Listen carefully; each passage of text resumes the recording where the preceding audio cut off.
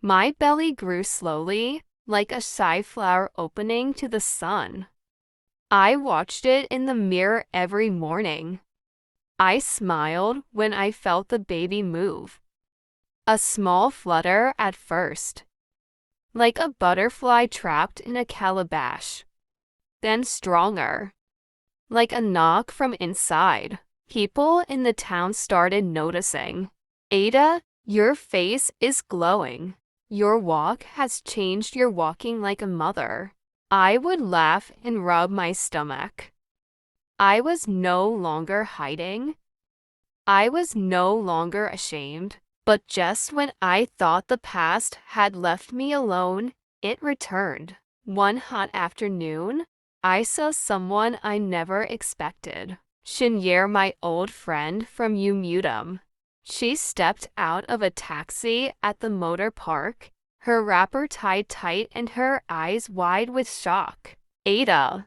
I froze. My hands dropped the spoon I was using to serve rice. She ran to me, hugging me tight. What are you doing here? She asked. We thought you were dead. I laughed. Well, I'm alive. Just started over. She looked at my belly and gasped. You're pregnant. I nodded. Obina must be overjoyed. My smile faded. It's not his, I said quietly. I left him. Her face changed. She blinked fast. You left your husband.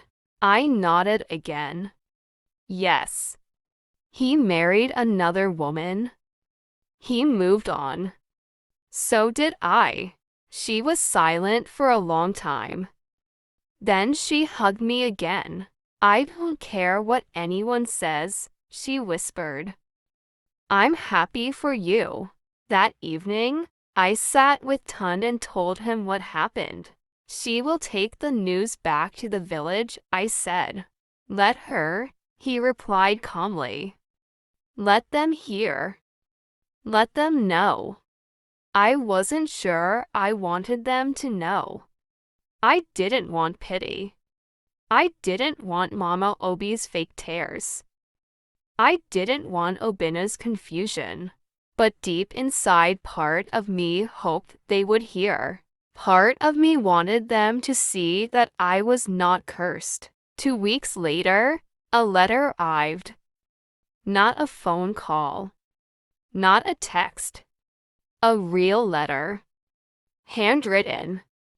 Folded neatly. It was from my younger brother, Ike. Dear Ada, Mama is sick. Very sick. She keeps calling your name. Please come home, even if just for one day. She misses you. We all do. Ike. My hands shook as I read it. Mama. My own mother. I hadn't seen her in over 2 years. I left without a word. That night, I couldn't sleep. I kept turning. Tun touched my arm. You should go, but I'm scared. Go. Face them.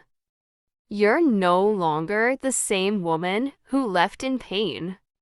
You're stronger now. The next morning, I packed a small bag. Tund insisted on going with me. You're carrying something precious, he said, rubbing my belly. I won't let you go alone. We traveled in silence. As we got closer to Umutum, memories flooded back the stream, the market square, the old mango tree where children used to play. When we reached our compound, everything felt smaller than I remembered.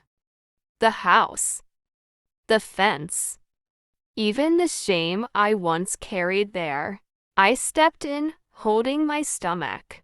Mama was lying on a mat, thin and weak. But when she saw me, her eyes lit up. My daughter. Mama, I whispered, kneeling beside her. She held my hand, tears in her eyes. You're with child. she asked. I nodded. She wept softly. God is good. Word spread fast. Neighbors came. Old friends stared. Even Mama Obi came by, her eyes full of shock. Obina doesn't know, she whispered to me. Maybe it's better this way. I didn't answer. Obina came in the evening. He looked older, tired. But when he saw me, he stood still. Ada, Obina. His eyes dropped to my belly. He opened his mouth, but said nothing. We stood in silence. To people who once shared dreams, now strangers joined only by memories. I'm happy for you, he said at last. Thank you, I replied. He turned and walked away. And just like that, I felt free. We left the next morning. Mama held my hand tightly. Forgive me, she said, for not protecting you, for not believing in your time. I kissed her forehead. I forgive you. And I love you.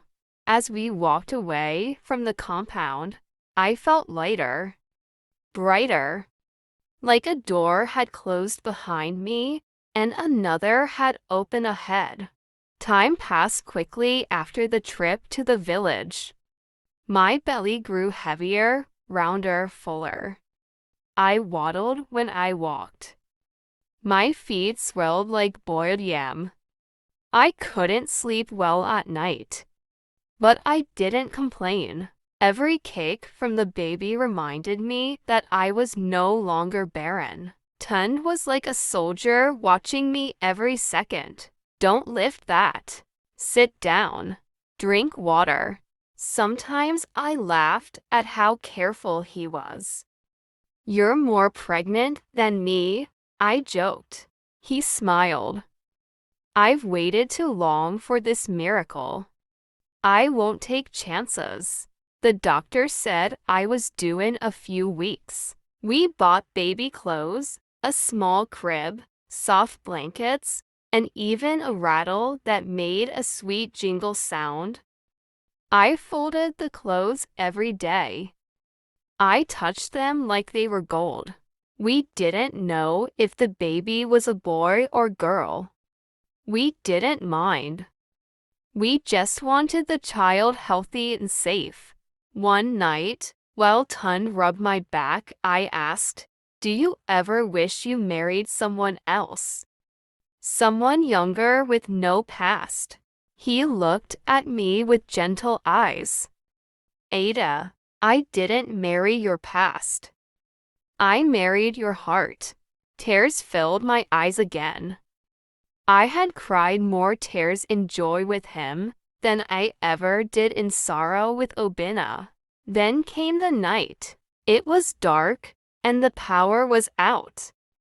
I had just finished eating yam and garden egg sauce when I felt something shift inside me. A sharp pain. I held my stomach. Tund. He looked up. Another pain hit. Stronger. I screamed. My water. I gasped. It broke. He jumped up, grabbed the baby bag, and rushed me to the clinic. The road was bumpy. My dress was soaked. I gritted my teeth and tried to breathe.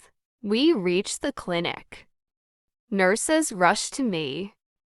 Tund wasn't allowed inside the delivery room, but he paced outside, his hands shaking. Inside, I felt pain I cannot describe. My back burned. My legs trembled. I screamed and squeezed the bed so hard, I thought I would break it. Push. The nurse shouted, I can't. You can. The voice of every woman who had ever been called barren screamed inside me. I clenched my teeth. I pushed. And then, a cry, a loud, sharp cry filled the room. The nurse smiled. It's a girl. They placed her in my arms. She was small, pink, warm, alive. I wept. I aided the woman they once called an empty basket now held a full blessing. Tun entered the room with tears running down his cheeks. He bent over and kissed my forehead. She's beautiful, he whispered. She's ours. We named her Olubu, meaning the miracle of God. People came to see us at the clinic. Mama said. The drivers from the park. Even strangers. Everyone wanted to see the baby of the woman who was once barren. They brought gifts, wrappers, yams, soap, baby oil. One woman said, "Your story gives hope to women like us." I held her hand. God has no clock. He moves when the time is right. After 3 days, we went home. Our one-room apartment now felt like a palace. We laid Olubu gently in her crib. She yawned and stretched her tiny fingers. Tun sang a song in Yoruba as he rocked her softly. I sat on the edge of the bed, watching them, and I knew my tears had planted this joy. My pain had given birth to purpose.